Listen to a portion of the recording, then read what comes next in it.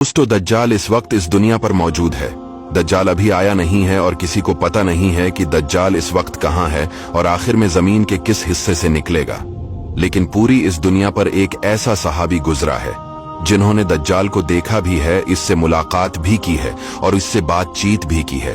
दोस्तों, वीडियो को जरा गौर से सुनिएगा।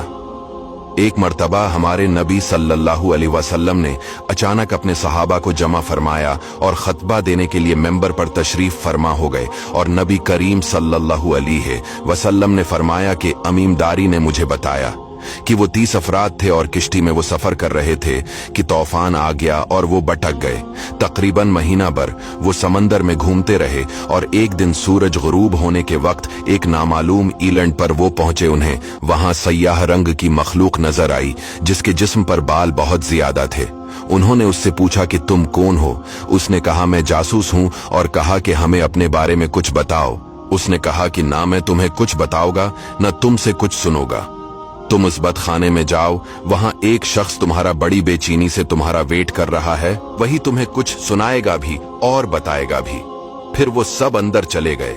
वहां एक शख्स सख्ती से जंजीरों में झगड़ा हुआ था। उसने पूछा कि तुम लोग कौन हो और कहां से आए हो? उन्होंने बताया, शाम से आए हैं। उसने पूछा, अरब का क्या हाल है? और एक शख्स वहां पैदा होना था, उसका क्या हाल है? यानी हमारे नबी अलैहिस्सलाम के बारे में पूछा। सहाबा ने बताया कि वो अच्छे हाल में है। पहले तो उनकी मुखालफत हुई, लेकिन अब वो तमाम अरब पर वो गालिब हो गए हैं। ये सुनकर उस शख्स ने 3 चीखें मारी और बोला कि मैं दज्जाल हूं और कहता है अनकरीब में आजाद हो जाऊंगा और जमीन का चप्पा चप्पा में घूमूंगा और इसका कोई हिस्सा नहीं छोड़ूंगा सिवाय मदीना के, क्योंकि मुझे में वहां जाने की ताकत न होगी। और एक रिवायत की रोशनी में ये बात भी कही जाती है कि दज्जाल को हजरत सुलेमान अलैहिस्सलाम ने कैद किया था।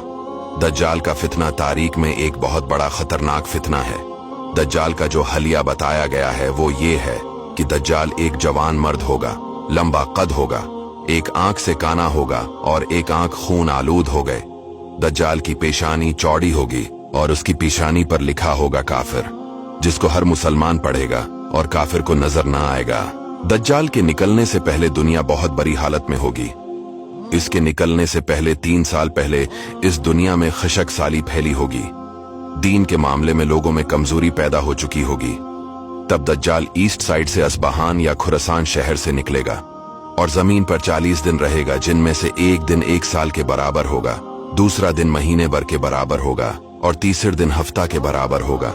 इस मुद्दत में दज्जाल अपने गद्दे पर सवार होकर सारी दुनिया का चक्कर लगाएगा।